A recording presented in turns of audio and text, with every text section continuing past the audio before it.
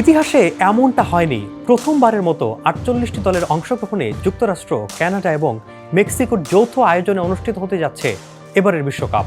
আর সেখানে নিজেদের যোগ্যতা প্রমাণ করে অংশ নিচ্ছে ১৩টি মুসলিম প্রধান দেশ।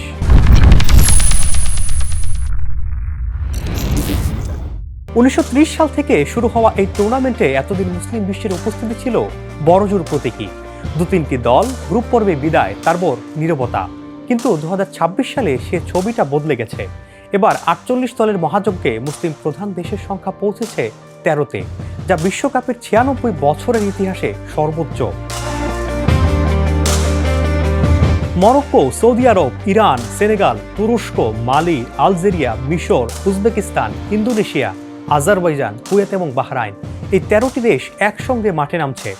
ইরান, ফিলিস্তিন কিংবা লেবাননে যখন আক্রমণ চলছে পশ্চিমের, গোটা মধ্যপ্রাচ্যই যখন অশান্ত, সে মুহূর্তে সারা দুনিয়ার সবচেয়ে বড় উৎসব ফুটবল বিশ্বকাপে এতগুলো মুসলিম প্রধান দেশের সুযোগ পাওয়াকে অনেকেই এক ধরনের বার্তা হিসেবেই দেখছেন।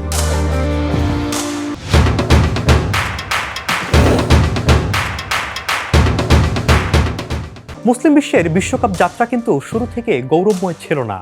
দীর্ঘদিন আফ্রিকা ও এশিয়ার স্লট সংখ্যা এতটাই কম ছিল যে যোগ্য দলগুলো বাদ পড়ে যেত। তবু যখন সুযোগ এসেছে, মুসলিম দলগুলো চমক দিতে পিছিয়ে থাকেনি। ১৯৯৪ সালে সৌদি আরব রাউন্ড অফ 16-এ উঠেছিল।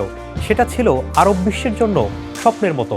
২০০২ সালে তুরস্ক সেমিফাইনালে উঠে তৃতীয় স্থান দখল করেছিল, বিশ্বকে চমকে দিয়ে। আর ২০২২ কাতার বিশ্বকাপে মরক্কো যা করেছিল সেটা ছিল রীতিমতো অলৌকিক। আফ্রিকার প্রথম কোনো দেশ হিসাবে সেমিফাইনালে পৌঁছেছিল আশরাফ হাকিমের দল। পুরো মুসলিম বিশ্ব সেদিন একটি পতাকার পেছনে দাঁড়িয়েছিল। সেবার শিরোপা ছোঁয়া হয়নি, কিন্তু স্বপ্নটা আরো বড় হয়েছে। এবারের আসরের সবচেয়ে বড় রাজনৈতিক নাটকের নাম ইরান।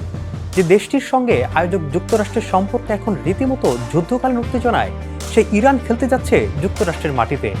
ওয়াশিংটন ও তেহরানের মধ্যে সরাসরি সংঘাত চলছে। মার্কিন হেলিকপ্টার ভূপাতিতের দাবি, পাল্টা হামলা, হরমুজ প্রণালীতে উত্তেজনা। এই পরিস্থিতিতে ইরানি ফুটবলাররা বিমানে চড়বেন আমেরিকার উদ্দেশ্যে। আর ইরানের হাজারো সমর্থক যারা টিকিট কিনেছিলেন, তাদের বড় অংশের ভিসা মিলছে না। ফিফা সমাধানের আশ্বাস দিয়েছে, কিন্তু সমাধান এখনও অনিশ্চিত। ফুটবল মাঠ কখনো কখনো ভূ রাজনীতির আয়না হয়ে ওঠে। এবার সেটা হওয়ার সম্ভাবনাও প্রবল। শুধু ইরান নয়, আরও কিছু ইস্যু এই বিশ্বকাপকে ঘিরে রেখেছে। ইন্দোনেশিয়ার অংশগ্রহণ নিজেই একটা গল্প। বিশ্বের বৃহত্তম মুসলিম জনগোষ্ঠীর দেশটি প্রথমবার বিশ্বকাপের মঞ্চে উঠেছে ৭০ কোটি ফুটবল প্রেমী সমর্থকের বুক ভরা গর্ব নিয়ে। মালি ও আলজেরিয়ার উত্থান আফ্রিকান ফুটবলের নতুন অধ্যায়ের ইঙ্গিত। আর সেনেগাল, সাদিও মানের দেশ, এবার কোয়ার্টার ফাইনালের চেয়ে কম কিছুতে সন্তুষ্ট থাকবে না বলেই বিশ্লেষকদের ধারণা। অন্যদিকে সৌদি আরব ও কুয়েতের জন্য টাকা পয়সা কোনো সমস্যা নয়।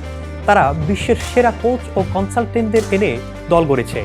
পেট্রো ডলারের ফুটবল এবার মাঠেও পরীক্ষা দেবে। গতবার আর্জেন্টিনাকে হারিয়ে যে চমকটা দেখিয়েছিল সৌদি আরব, এবার তারা করতে চায় আরও একটু বেশি। তবে এই যাত্রায় কাঁটাও আছে। মুসলিম দেশগুলোর মধ্যে ঐক্য যতটা স্বপ্নে, বাস্তবে ততটা নয়। ইরান ও সৌদি আরব একই বিশ্বকাপে খেলছে, অথচ দুই দেশের মধ্যে আঞ্চলিক প্রতিযোগিতা দশকের পুরনো। মিশর ও আলজেরিয়ার কোয়ালিফাই করার পথও মসৃণ ছিল না। বাছাই পর্বে দুই মুসলিম দেশের সরাসরি লড়াই কখনো কখনো রীতিমতো কূটনৈতিক উত্তেজনায় পরিণত হয়েছে। ফুটবল এখানে শুধু খেলা নয়, জাতীয় অহংকার ও রাজনীতির মিশ্রণও বটে। আর যুক্তরাষ্ট্রের মাটিতে মুসলিম সমর্থকদের ভিসা, নিরাপত্তা ও স্বাগত পাওয়ার প্রশ্নটিও পুরোপুরি মেটেনি। তবু একটা বিষয় নিশ্চিত, ২০২৬-এর বিশ্বকাপে মুসলিম বিশ্বের ফুটবলার পেরিফেরিতে নেই, সে কেন্দ্রে এসে দাঁড়িয়েছে। মরক্কোর মতো দল আছে যাদের শিরোপার স্বপ্ন এবার আর অলিক নয়। ইতিহাস বলে যে বিশ্বকাপে স্লট সংখ্যা বাড়ে, সেবার নতুন দলের উত্থান হয়। ১৯৯৪-এ ৩২ দলের ফরম্যাটে সৌদি চমক দিয়েছিল। ২০০২-এ সেনেগাল কোয়ার্টারে উঠেছিল। ২০২২-এ মরক্কো সেমিতে। এবার ৪৮ দলের মঞ্চে পরিসংখ্যান আর ইতিহাস বলছে এই ১৩টি দলের কেউ না কেউ শেষ পর্যন্ত পৌঁছে বিশ্বকে চমকে দেবে। আর সেই অপেক্ষাতেই মুসলিম বিশ্ব।